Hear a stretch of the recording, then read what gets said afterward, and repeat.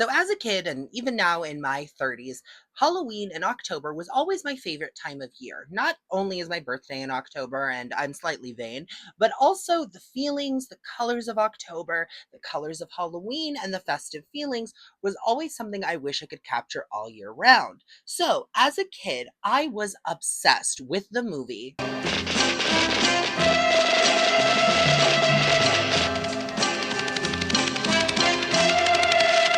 The full moon brings out the monster in you. Hey everyone, I'm another bad salad, but you can call me Holly. Welcome to another throwback review, and it's spooky season, and I want to cover a few spooky movies and specials and stuff like that that I loved as a kid, as I do with the other media I talk about here. And today we're talking about 1967's Mad Monster Party, directed by Jules Bass, who also did specials that you would probably know more so, like Rudolph the Red-Nosed Reindeer and Santa Claus is Coming to Town. And one of my personal favorites, The Last Unicorn. Yes, we are going to talk about The Last Unicorn, but it's not going to be one of these. I actually want to write an essay about the trans allegories in The Last Unicorn. And before anybody tells me I'm a fake fan, I have The Last Unicorn tattooed on my body, and I love the book as well. So, I was so happy to find out that Jules Bass did this as well. And as a kid, I loved watching this not only because it captured that Halloween monster feeling for me, and I loved the music in it, but also it had one of my favorite people in the world, Phyllis Diller, who is still one of my favorite people in the world. May she rest in beautiful peace. So, what is Mad Monster Party about? I hear you saying to yourself, yes, I can hear you.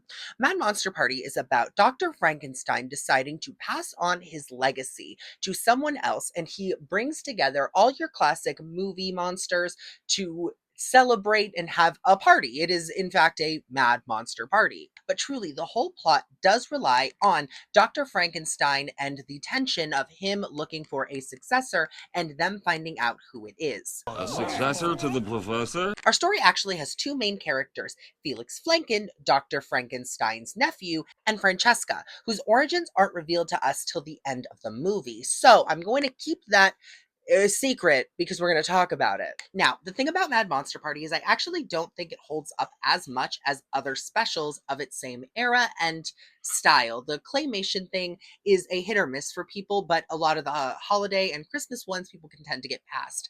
I think out of all of them, Mad Monster Party has kind of the roughest and sometimes even like jankiest, for lack of a better word, animation. It is something I still love. I love claymation even when it feels really stilted, and sometimes here it does feel really stilted.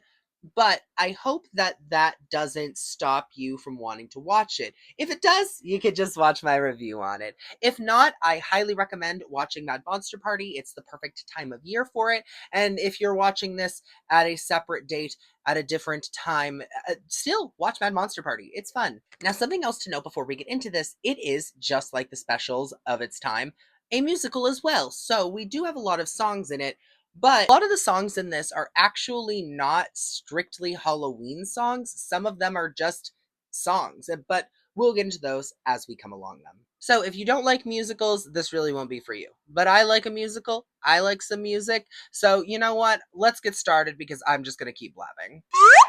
So, we open on a spooky castle, and inside, Dr. Frankenstein has created a potion that causes mass destruction that is so powerful it can even destroy matter. And so, because of this, he feels he has mastered everything that he has sought out to. He is now the master of life and the master of death. So, he decides that he is going to get all the monsters together and he is going to give them a successor. A successor to the professor? Some might say. Yes, that is going to be a joke throughout this. If you don't like Zoidberg, you can leave. And we get our opening, Mad Monster Party. Roll credits. Now, you might know this song from Halloween time. It tends to be on Halloween playlists. It's a little bit of an underrated Halloween song, but Mad Monster Party is amazing. It is one of my genuine favorite songs. I listen to this honestly all year round. It's so moody and spooky. And not only that, but this opening also introduces us to all the monsters we will be meeting, like Dracula, the Mummy, the Creature, who is the creature from the Black Lagoon, but they can't use any universal iconography or monsters. So a lot of them tend to separate themselves from that. We also have the Hunchback of Notre Dame, Dr. Jekyll and Mr. Hyde, and I feel like I'm missing someone. The werewolf. And then, of course, we have Frankenstein's monster and the mate of the monster, who is played by Phyllis Flippin' Diller. And if you don't know who Phyllis Diller is, let me give you, you can cut to this time, whatever it's going to be. Actually, no, you can't. You are going to listen to me rant about Phyllis Diller. I'm looking directly into the camera instead of my little zone here that I like to look into. It makes it easier for me. But I'm looking right at you. You're going to listen to me talk about Phyllis Diller. Phyllis Diller. So very often when we talk about female comedians, Phyllis Diller is left out of the conversation. A lot of people go straight to Joan Rivers, but Phyllis Diller is one of the people who pioneered women in comedy and women in stand-up. And one of the things she often did was make fun of her fake husband, Fang. She would say jokes like, my husband Fang came home and asked, why don't you clean like the neighbors? Her floors are so clean you can eat off them. And I said, you can eat off our floors too. Look, ketchup, mustard, baked beans, it's all there. And something they implemented into this, because Phyllis Diller non-stop through this movie is just making jokes and one-liners, they made the monster's name Fang, which I think is really cool. And also, because this character is just Phyllis Diller, there is no hiding it. I'm just going to call her Phyllis throughout this because calling her the monster's mate consistently feels like a lot. So we're just going to call her Phyllis. Phyllis and Fang. Phyllis and Fang. Phyllis and Fang. But after we get our amazing opening where we introduce everybody, we then cut to Felix Flanken, one of our main characters, who is a pharmacist. And at this time in history, pharmacies and drugstores were more like a one-stop shop. They still kind of feel like that, but they also had a little area where you could actually eat. They would often have diners, they would have books and stuff like that. And definitely drugstores in America still have these at times, but they have lacked in certain things like a dining hall in the pharmacy. You know what I mean? But we also learn that Felix is very clumsy and he trips over stuff. He breaks things to the point where he actually doesn't even get a paycheck. It's just him working there to pay back the things that he's broke. Also, Felix is adorable. He looks like Buddy Holly, and I love it. And he has the cutest little voice where he's like, oh, Mr. Cronkite, I just don't know, Mr. Cronkite.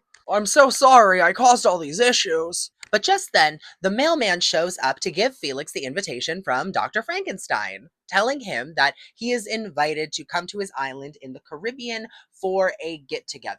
And the mailman convinces him, because he hears Caribbean, that is basically a Caribbean vacation. So one of the main jokes of Felix for like most of this movie is him thinking that this is a vacation, that everything is some tropical island and things are just slightly off and he just doesn't understand it. So, you know, that's what Felix does throughout this movie. I'm just telling you now. There are way more interesting characters than Felix, and we're going to get to her in a second. But Mr. Cronkite does let Felix go because Felix knocks over another display and he's like, just go, just go. Take the week off, take a month off, take the year off, just fucking go. And Felix runs away. Now, back at the castle, we cut to a red-headed beauty, a vixen if I've ever seen one, walking down the staircase. We'll introduce her in a second. But then we cut to Phyllis and Fang, and we get our official introduction to the monster and his mate. We do see Frankenstein's monster a little bit earlier in the opening, but I didn't really note it because it's not a full introduction as it is here. We then get our first song that is taking place in the world and not the opener, You're Different, which is sung by Phyllis Diller. I love that. If I had a nickel for every movie that had an animated version of Phyllis Diller singing a song, I'd have 2 nickels. Just a lot, but it's weird that it happened twice. And You're Different is actually a really cute song. It's all about how the monster's mate does, in fact, love the monster because he's different. He's unpredictable as rain. He's an Easter candy cane. He's different. Unpredictable as rain. You're an Easter candy cane. Yes, you're different. Can you tell I love Phyllis Diller? I really love Phyllis Diller, okay? But then after the song, we get our official introduction to Francesca, where she's talking to Dr. Frankenstein, and she is saying all the people who are coming. And we get an ominous mention of a monster called It. We saw it in the credits, but we never saw who it was.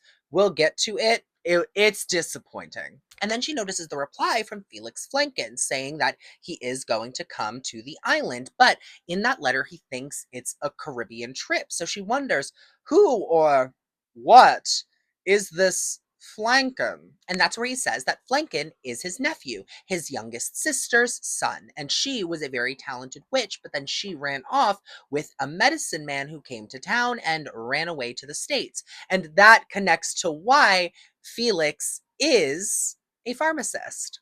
Something to also note that I didn't note before is that Felix is always sneezing. He says he has allergies. It's one of the reasons he is so clumsy. So he's always popping pills and has a little aromatic um um um um um inhaler, and he's just a little mess. It's adorable. Honestly, I hate to say that like 90% of the people in this movie are attractive. I don't know what that says about me, but like everyone in this movie is my type. Like everyone. I am including Phyllis Diller in this. He tells Francesca that his successor is going to be Felix, and she does not take this well because she wants to be the successor. A successor to the professor? And we also got a little bit of hint of who she is. He says when he sees her that every time he looks at her, he marvels at her and is just stunned by her. And this could be her beauty, but it kind of points to her not being human. There are a lot of hints to this throughout, especially when they mention Felix being a human being such a negative. And we are also going to get into why Dr. Frankenstein picking someone to take over and be his successor is a big deal. And trust me, I have a lot to say about that when we get to it. As Frankenstein's leaving to go deal with something to help protect the island from it, he tells Francesca that he hopes they'll get along very well. And she says, "Oh, they will. She'll love him to pieces." Ugh, I love Francesca. She is just great. And I hope you like her too, because she quite honestly is our other main character. We then cut to a boat with two Hi, Matt. Hi. Very, very cute little sailor men, who are waiting for people to board the boat to the Isle of Evil. And we see in the background a mummy sarcophagus, and that's a fun little ooh. And then the hunchback shows up, and they think that the hunchback is just someone looking for work. So they say, "Hey, okay, you can work on here, but take that stuff and bring it in." And he very much does, because the hunchback is super strong. So he takes a bunch of stuff, mainly the mummy, and goes onto the ship with them. And then Dracula shows up, and we learn that Dracula's poor. Considering the dilapidated condition of my wallet. And he turns into a bat and flies away. And this creeps out the sailors, his captain and his first mate. And they also explain that most people who already worked on the ship have left except them. And they then are greeted by Felix, who's just a normal guy, but they're so creeped out now that they're just like, "Okay, go on the boat. We'll bring you to the Isle of Evil. Just get on the boat. We need to leave. We're creeped out." And then as they're leaving, we see that the Wolfman shows up, and he jumps into the ship, and now all of our monsters are on the ship. We then get some slapstick. There's a lot of slapstick in this movie, mind you. So if that's not your thing, you're not really going to like it. But I don't mind some slapstick of where Felix runs into the Wolfman and loses his glasses, and then thinks the Wolfman is just a woman in a fur coat. And then he pulls on the Wolfman's tail and he runs away. And then I will say there's this funny joke of where he Oh, I'm sorry, but I lost my glasses and can't see a thing. I've heard that one before. The captain then tells his first mate to go and invite all of the passengers to dine with the captain. And the first mate then has like a whole moment where he opens all the different doors and runs into all the different monsters and locks himself into a room with the mummy. It's silly, it's fun, but it's not really important enough for me to go through everything. Plus, I don't want to explain every single joke. While that's going on, Felix is talking to Dr. Jekyll, and Felix explains that he has an allergy. We never learn what this is. I have a theory about this. We'll get to it later. We never learn what his allergy is, but Dr. Jekyll says, "Oh, I have something for that. This is what I take." And then he takes a drink from his cane, and of course, he turns into Hyde, and he keeps saying hide, and so Felix thinks he wants to play a game with him, so Felix goes and hides. Okay. Felix then realizes he's been waiting for so long that it's midnight and he decides to get out of the boat and go to bed. And just then, all of the monsters leave the boat to go to the Isle of Evil because they're passing it. Dracula flies, Invisible Man strips and swims. Okay. Dr. Jekyll takes the dinghy, the Wolfman paddles there on a boat, and they all go to the island. Now, I want you to know this is where Felix will be for about the next 30 minutes, 35 minutes. We don't see Felix again till I would say probably the last third of this movie. Back at the castle, we see Dr. Frankenstein talking to a bunch of zombies in little suits, and it turns out that this is the brigade that he was getting ready to watch the island to make sure it doesn't show up. They fly around in planes and they just protect. And then we also meet Yetch, who is a little zombie who has that voice of, it was very early cartoons. You would hear it. Oh, my Francesca. You know what I mean? It's like an Igor, but it's a little extra nasally. It's really fun. Yetch is just a zombie and he's really helpful. And we also learn that he's in love with Francesca, but Francesca's not having any of it. She flips him over. Love Francesca. And she calls him a creep. And so because of that, he creeps away. Okay. We then get a scene that I didn't think we needed. There's quite a few scenes in this movie that I think could have been cut for time because the thing is, this movie runs for about an hour and a half, your average movie runtime. But normal holiday specials have about a 45-minute to 50-minute runtime. And the reason for that is because there's only so much that can happen. And this movie tends to fill that extra airtime with just more slapstick. And even as someone who likes slapstick, there are some scenes I think don't really need to be in here, like this, where Yetch is just trying to get the airplanes to work. It's just fine. It's not really funny to me or anything. And then we cut to Dr. Frankenstein playing a pipe organ and playing a bop. The music in this is really good. It plays this constant, like, spooky kind of jazz number throughout the movie. Here, hang on, I'll, like, play it for you.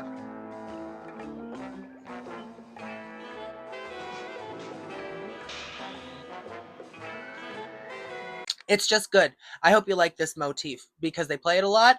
I like it. I like some jazz. And Francesca says, "Are we sure that it isn't going to show up? We keep getting the hints of it. So you know eventually it is going to show up, but just it's not showing up right now." We then have all of our monsters starting to show up. First, obviously, Phyllis and Fang show up because they live in the castle. And then from this point on, it is just Phyllis Diller making jokes and puns about monsters as they're introduced. So obviously we have Dracula, and then the Wolfman, and then Hunch and the Mummy, and then we get a very quick introduction to the creature, and we obviously get an introduction to Dr. Jekyll and Mr. Hyde, where we see that Hyde can actually form full sentences. So I don't know if he was just messing with Felix or he just couldn't at that time, but like, dude, you could have actually spoken to Felix. Like you have the full ability to speak. But I want to talk about something here, and that is the relationship between all the monsters. This is important because we're going to talk about it more later again, but all of the monsters seem like they're friends. They seem like they're close. Dracula does seem like the pot stirrer, and he's a dick, and we'll get to it, but everyone seems to be friends with each other. The way that the Hunchback and the Mummy are constantly together, the way that Wolfman and Dracula have a relationship. It's really cute, and I just love how Phyllis also has a good relationship with all the monsters. It does feel like they all truly know each other, and that we are just seeing one of many mad monster parties. Another instance of Yetch and Fran, it's so funny. And just then, Dr. Frankenstein tells Yetch to go check on the food, and we are introduced to Chef Machiavelli, who is just like an evil Italian mobster chef. I'm okay with it. Also, um,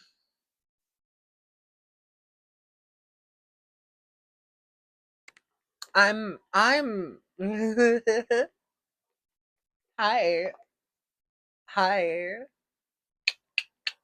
But then we just get a bunch of jokes about like inedible, poison, weird, gross food. A poison ivy salad with toadstools and poison berries, with arsenic and cyanide and nitroglycerin as options for a dressing. Widows, lizards, and mice served as the antipasto, with an octopus salad where the octopus is still alive and attacks. I'm too old and have been over the internet too long to know where this ends. And then the main course is boar's head, which doesn't seem like it's actually a like weird, disgusting meal. But then you get roasted vulture and hyena casserole. And Yetch tries the hyena casserole and says there's something missing. And Machiavelli flips out. And it's hot. There's something about a chef yelling. This is why I've never worked at a restaurant. It would be a problem. It would be a problem. I would nag the chefs just to get them to yell at me. And then we cut to all the monsters going to sit down at a table, and our party kind of actually officially starts. Dr. Frankenstein tells them why they are all there, and it's because he has mastered destruction and shows them the potion and says that he is going to name his successor A successor to the professor? at the end of this weekend. And then we get a little bit of an internal monologue from everyone, and we get this. Make the doctor's secrets mine before he bestows them on that Felix Flanken. And I can use Dracula to help me. Baby, Francesca is up to something with that Dracula. They both bear watching. Besides, it's her own fault for thinking so loud. Phyllis Diller is just so funny. And then Dr. Frankenstein tells them all, don't worry about that now. Just have fun and party. And a band shows up. Little Tibia and the Phibians. Always love these guys. I love a bowl cut. I love a cunty bob. And they sing our next song, The Mummy. This one is fine. It's fine. It's a song for the mummy. And then they all dance. Actually, that's kind of the best part about this is, again, the relationship between these monsters. We see Phyllis, the hunchback, and the mummy all dance. We see that Phyllis went to grab the mummy because it's his song. And I just love the relationship between all of these guys. It does feel, again, like they know each other. While this is going on, we then cut to Francesca saying to Dracula, come here, I have something to tell you. And Dracula thinks it's going to be saucy. But no, Francesca's like, I'm not into that. We're not doing that. It's because I know who the successor is. A successor to the professor? And Dracula is then really catty and insults all of them. All of them. All of his friends. He's mean. He's the mean girl. Dracula's a mean girl. Are we surprised? And Francesca says that she'll tell him, but they have to work together. And if she tells him, he has to get rid of him. So then she can be the Successor to the professor? and then she'll give him the recipe to the potion of destruction. So Dracula decides to do this and then just straight out says within earshot of Francesca that he is going to betray her. But then we get a song.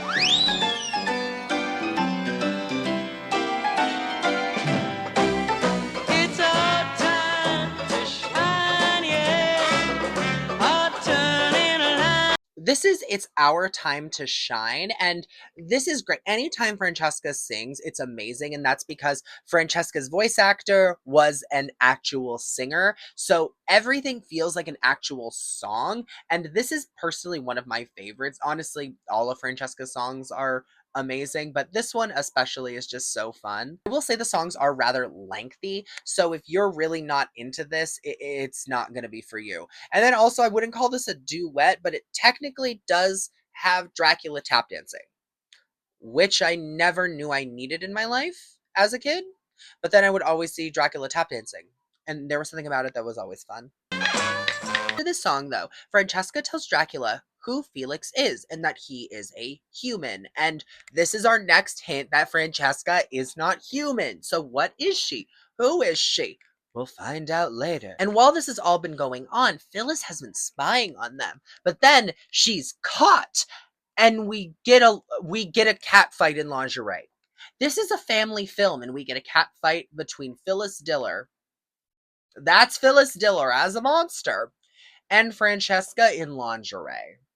And then the monster, obviously protective of his mate, grabs Dracula.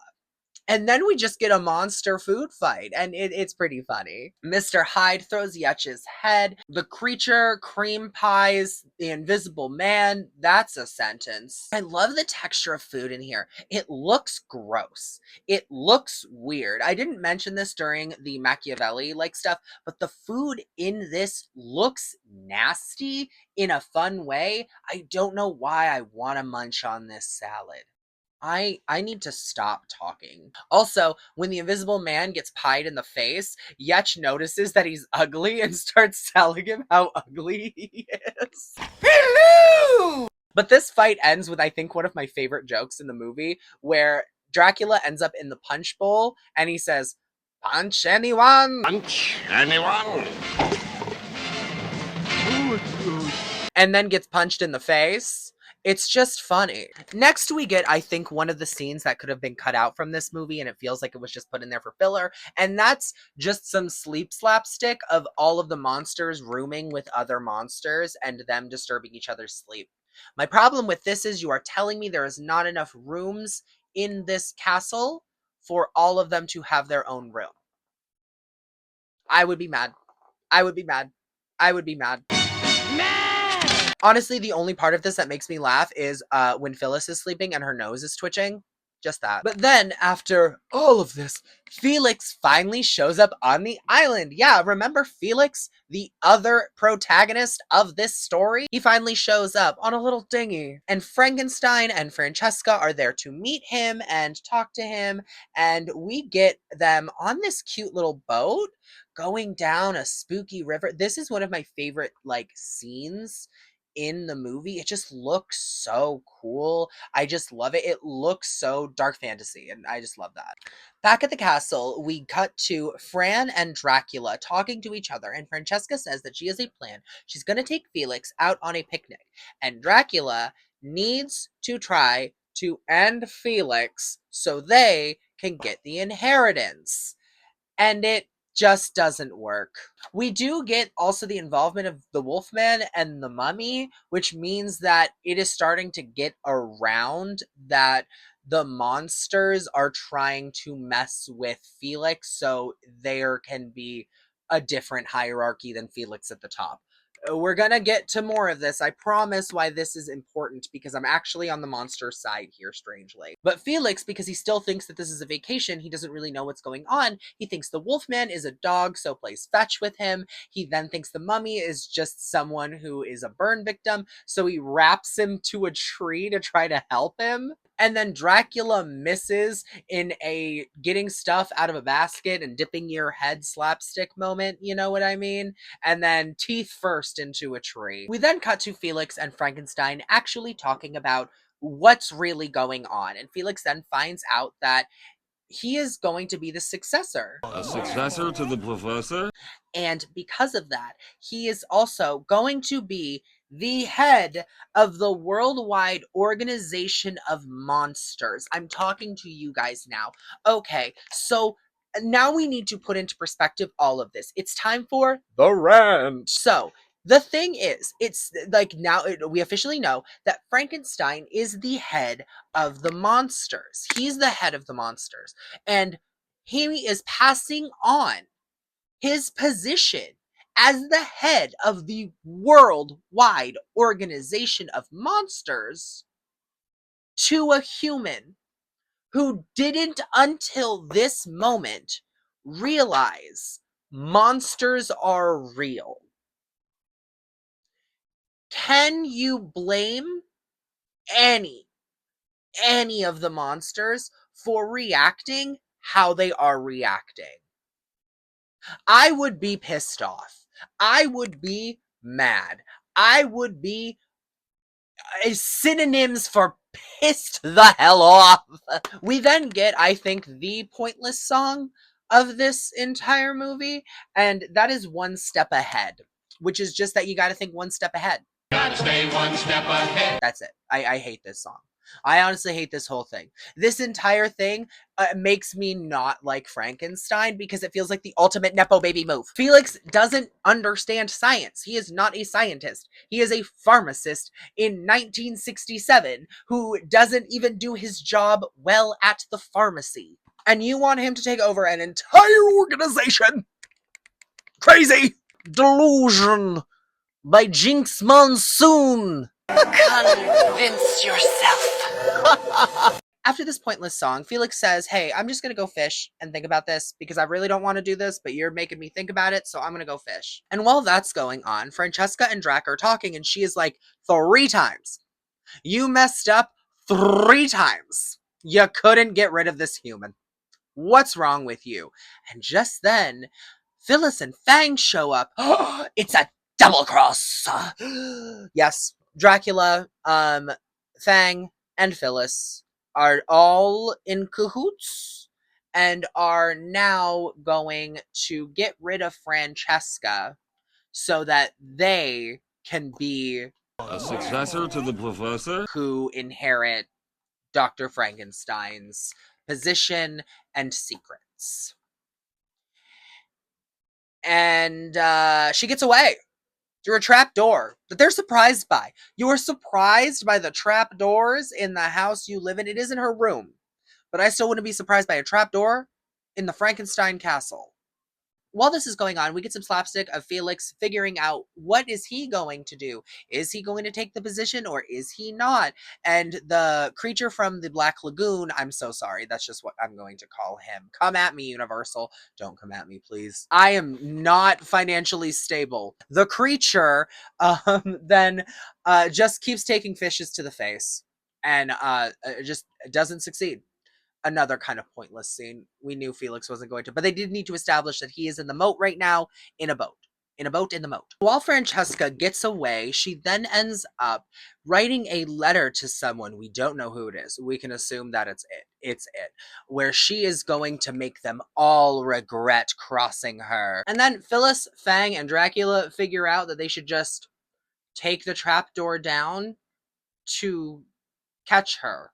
Don't know why this wasn't a thought. 1 of you can fly, and 2 of you, I think, might be invulnerable to falls, so they get down there and corner her, and she ends up just jumping out of a window after they get Wolfsbane and a torch from her after this funny little moment.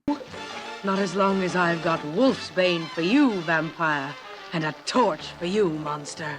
Or is it a torch for a vampire and Wolfsbane for a monster? Or Wolfsbane for a werewolf and a torch for a vampire? And she jumps out the window and falls into the lake, and they say the crocodiles are gonna get her. But Felix saves her, and they go to shore, and she has one of the most valid crash outs ever. This is all Felix's fault. Everything was fine until you came to this island. Now you've ruined everything, and I hate you, I hate you, I hate you! Well, Francesca, I'm sorry. I didn't know. Francesca. Oh, the shock. Why are you here, Nepo Buddy Holly? Then, while she's having a meltdown, I forgot about this scene until I rewatched it for this, and I had to watch this 3 times. So now you have to know. This is, I think, one of the only scenes in this that doesn't age well. He slaps her to stop her hysteria, and this causes her to fall in love with Felix.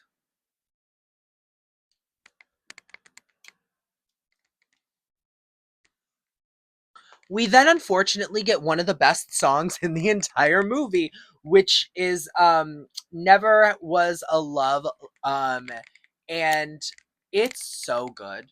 This song is so good. This song is so pretty. It is so well performed. It is gorgeous. It is also about her falling in love with the man who just slapped her. There never was a love like mine for you. So, the 1960s were crazy. After this, we then get a council where the monsters have decided that they're just going to go after Felix. They are going to usurp Frankenstein because why would he do this? He's just going to give the position to just some human. And I agree. I agree. I think Frankenstein is the crazy one here. Just gonna say it. Yetch does try to stop them and help, but he says, "What has Frankenstein ever done to you, Dracula? What has Frankenstein ever done for you? What has Frankenstein ever done for you? He made a mate for the monster, not for you." And then he says, "What about Francesca? She was created just for Frankenstein. The pieces are coming together, so it is official. Francesca is not human. We still don't know what she is exactly, but she's not human." And this gets Yetch to decide, you know what? I'm going to side with you guys. Let's go. We then have a moment where they're running away and Fran gets almost eaten by a monster, but then gets fed some of Felix's pills and then spits her out, and then flowers grow on the plant. Cute. I think the animation and the little like flowers on this is really cute. We then get this funny moment where as the monsters are catching up, Francesca says, Go on without me, Felix. Just leave me something to read. just leave me something to read is so funny. Then eventually the monsters do catch up and catch Francesca, and then they corner Felix. And Felix, in his pocket, has one of his allergy vials, and it looks like the same potion that Frankenstein made. So they think it's the vial of mass destruction, and they start to back up. And just then, it is revealed who it is, and it is King Kong. That's it. Just King Kong? The big scary is King Kong. I will say I didn't note one of the funnier jokes in the beginning where the reason that it wasn't invited to this party was because he was such a crushing bore at the last party. He kept picking up boars and crushing them.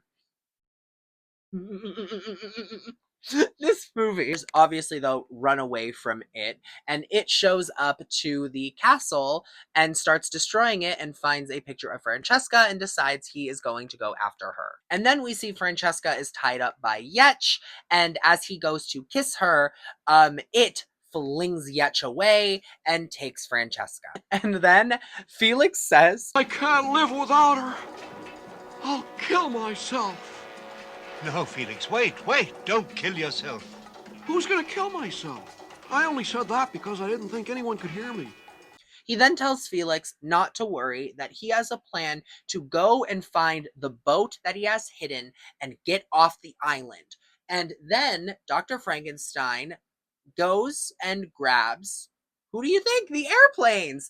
And it has all the monsters in one hand and Francesca in the other. He does let Francesca go because Dr. Frankenstein talks him into dropping Francesca and switching her out for Dr. Frankenstein.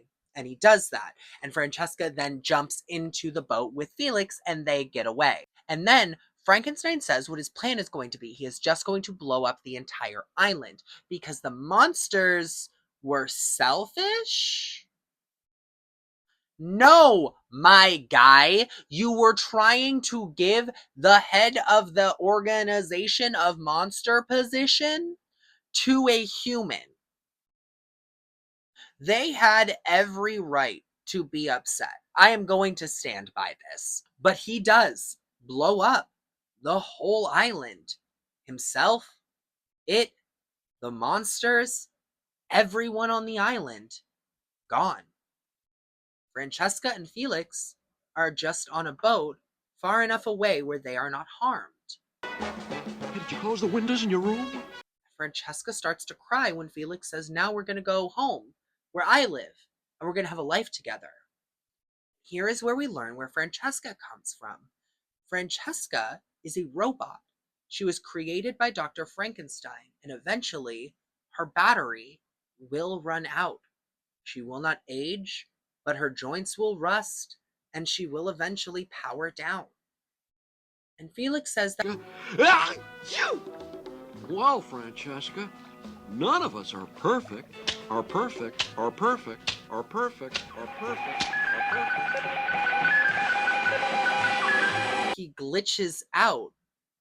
And that is the end of Mad Monster Party. I'm not kidding you. The end of Mad Monster Party is the reveal that Felix is not human either. Now, does this erase what the monsters thought of Felix and how they responded? No, because I don't know if Frankenstein knew. And if he did, you think it would be mentioned. Because what is Felix? The only thing I can think of is he is a robot. He is also a robot. He is a mixture of that type of science and medical pharmacy. That is why he has this allergy. We never learn what his allergy is, but it's everywhere. It's inside. It's on the boat. It's on the island. There isn't one specific thing that causes his allergy. So I think that he is kept together by the concoction of potions and pills he is constantly taking. That is the end of Mad Monster Party. It leaves us with questions, but also, what a fun movie. Honestly, I don't think a lot of this movie has aged perfectly or even well, but I think that it is still worth a watch. And if you are looking for that good dose of Halloween fun and that spooky monster fun, I think this is still a good one. I think the music in it is still really good. Mad Monster Party, the opening song, is still a banger. Everything that Francesca sings is great, and Phyllis Diller is just amazing. Do I understand why this movie goes a little bit unrecognized and not talked about too often?